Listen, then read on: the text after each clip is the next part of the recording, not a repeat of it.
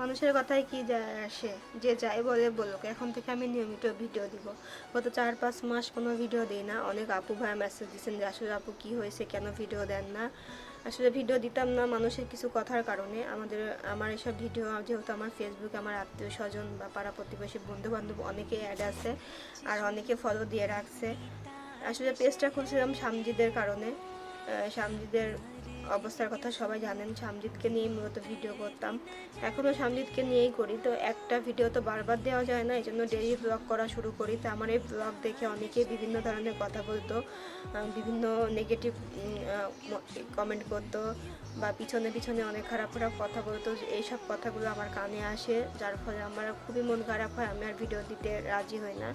দেখলাম যে মানুষের কথা যদি আমি পিছিয়ে থাকি তাহলে সারা জীবন পিছিয়েই থাকবো, আর মানুষের কথা যদি কানে না দিয়ে এগিয়ে যেতে থাকি তাহলে আমি সামনের দিকে এগোতে পারবো। কেননা এখন যেহেতু ফেসবুক অনেক সুন্দর একটা মাধ্যম, প্ল্যাটফর্ম টাকা ইনকামের জন্য, তাহলে কেনই বা পিছিয়ে থাকবো।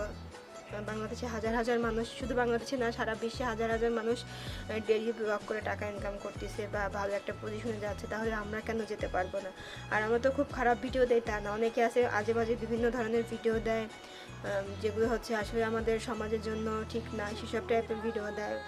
আমরা তো সেগুলো দিই না। আমি সারাদিন কী করি না করি, বা অনেকে স্বামীদের খোঁজখবর নিতে চান, এই জন্য ভিডিও দেখতে চান বা দেখেন, পছন্দ করেন, সেই হিসাবে ভিডিও দিই। এই জন্য এখন থেকে আমি চিন্তা করেছি যে যে যাই বলতে থাকুক, আমি সবার কথা এ কান দিয়ে শুনে ও কান দিয়ে বের করে দিব। এখন থেকে নিয়মিত ভিডিও দিব।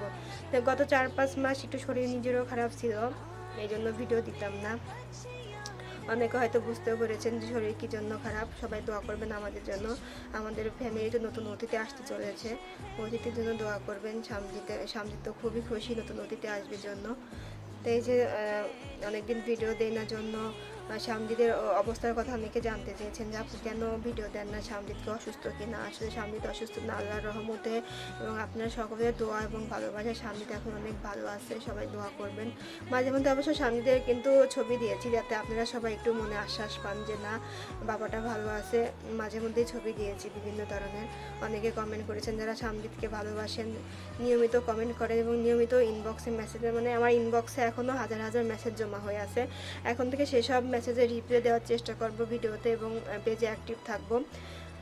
তো এই যে সকালে উঠে হচ্ছে নিজে নাস্তা বানিয়ে খাওয়া দাওয়া করে, সামনেদের বাবার মর্নিং শিফট স্কুল, গরমের কারণে সে সকালে উঠে চলে যায়। আমিও সকালে উঠে খাওয়া দাওয়া করে সামনেদকে খাইয়ে স্কুলে নিয়ে গেছিলাম। তো ওর ব্যাগটা, স্কুল ব্যাগটা একটু ছিঁড়ে গেছে, জন্য নতুন একটা ব্যাগ কিনে নিয়ে আসলাম।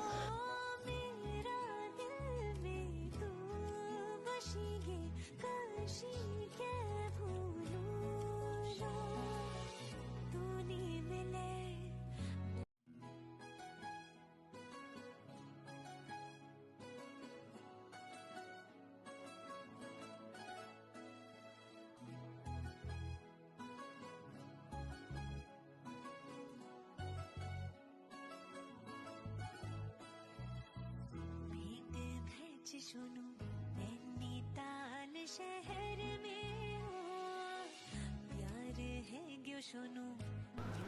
যেহেতু আমার পরীক্ষা চলছে, এই জন্য একটু ডাল বেশি করে রান্না করব। সামজিদের আব্বু আমাকে বাজার করে আনতে বলছে। তো এই শহর থেকে আসার সময় সামজিদ রিক্সার মধ্যে ঘুমিয়ে গেছে, এই জন্য আর বাজার করতে পারি নাই, মাছ টাছ কিনতে পারি নাই।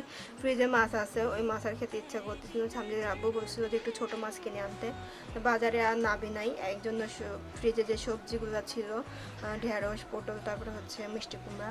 তো ঢেঁড়স আর মিষ্টি কুমড়া ভাজছি, আর ডালটা একটু বেশি করে রান্না করতেছি। আজকে খাবো আর একটু ফ্রিজে রেখে দেবো, কালকে একটা তরকারি রান্না করলে দেখা যাবে যে আমার আর রান্না করতে হবে না, আমি পরীক্ষা দিতে পারবো। ডালটা একটু বেশি করে রান্না করে রেখে দিচ্ছি। তো আমার হচ্ছে সপ্তাহে 2টা করে পরীক্ষা হচ্ছে, যেহেতু অনার্স থার্ড ইয়ার পরীক্ষা, 2টা 3টে এরকম করে হচ্ছে, টোটাল 8টা পরীক্ষা হবে। সারা বছর পড়া নাই, শুধু পরীক্ষার সময় পরীক্ষা দিচ্ছি। তারপর তো আম্মু অসুস্থ, আম্মুকে নিয়ে 2 দিন হসপিটালে দৌড়াদৌড়ি করলাম। আবার বৃহস্পতিবারে আম্মুকে আবার ভর্তি করাবে। অনেকে হয়তো পোস্ট দেখছেন যে আম্মুর অপারেশন হবে, গত সপ্তাহে হয়নি অপারেশন, এই সপ্তাহে আবার হবে। প্রেশার হাই ছিল জন্য অপারেশনটা করতে পারে নাই, এই জন্য এই সপ্তাহে আবার অপারেশন করাবে। কিন্তু আমার বৃহস্পতিবারে পরীক্ষা দিয়ে আবার হসপিটালে দৌড়াদৌড়ি করতে হবে, মানে গরমের মধ্যে, তারপরে এত দৌড়াদৌড়ি সব কিছুর মধ্যে একটু কষ্ট করে দিন যাচ্ছে। সামজিৎকে নিয়েও দৌড়াদৌড়ি করতে হয়, ওকে যেহেতু স্কুলে দিছে, ওরও পরীক্ষা হচ্ছে। এই যে দুপুরে রান্নাবান্না হাফ রেডি করে এসে যে প্যাকেটিং করতেছি। তো অনেকে কিন্তু ভুলে গেছেন সামজিদের যে একটা পেজ আছে এটা কিন্তু ভুলে গেছেন। তো যারা এখনও আমাদের ওই পেজে লাইক দেননি, আমাদের business page Samjid homemade baby food, আমি কিন্তু নিজেই খাবারগুলো তৈরি করি। বাচ্চাদের খাবার হোমমেড, একদম টোটালি হোমমেড আমি নিজেই তৈরি করি। হোমমেড সেরেলাক, রাজমা খিচুড়ি, তারপরে সুজি, বাদাম সুজি, আয়রন সুজি, খেজুর সুজি, অনেক ধরনের খাবার আছে। আপনারা একটু পেজটা সার্চ দিয়ে ঘুরে দেখে আসলে পারবেন। তো অনেকে যারা এখনও ওই পেজটাতে একটু ঘুরে আসেন না, একটু ঘুরে আসে দেখবেন যে আসলে আমাদের পেজটা কেমন। সামজিদ হোমমেড বেবি ফুড রেখে সার্চ দিলে কিন্তু আমাদের পেজটা চলে আসবে। একটু হলেও সবাই ঘুরে আসবেন, ভালো লাগবে অনেক।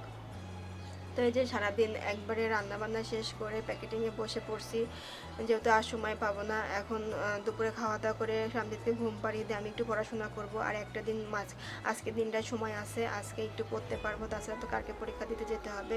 1টা থেকে 5টা অবধি পরীক্ষা, টোটাল 4 ঘন্টা পরীক্ষা হয়। এই শরীরে নিয়ে 4 ঘন্টা বসে থাকা আসলে খুবই কষ্টকর এত গরমের মধ্যে। তারপরে শহরে বিদ্যুৎ থাকে না, শহরের মধ্যে সিট বসছে কিন্তু শহরের মধ্যে বিদ্যুৎ থাকে না, 2-3 ঘন্টা বিদ্যুৎ থাকে না। এত গরমে 4 ঘন্টা পরীক্ষা দেওয়া খুবই কষ্টকর। তো যাই হোক, সবাই ভালো থাকবেন। অনেকদিন পর ভিডিও দিয়েছি, তো কেমন লেগেছে ভিডিওটি অবশ্যই জানাবেন এবং কমেন্ট করবেন। এই তো আপনাদের সামজিদ হচ্ছে নতুন ব্যাগ পেয়ে পুরাতন ব্যাগ থেকে বইগুলো নামে নতুন ব্যাগে ঢুকাচ্ছে। তো আমাদের জন্য দোয়া করবেন সবাই। ভালো থাকবেন, আল্লাহ হাফেজ।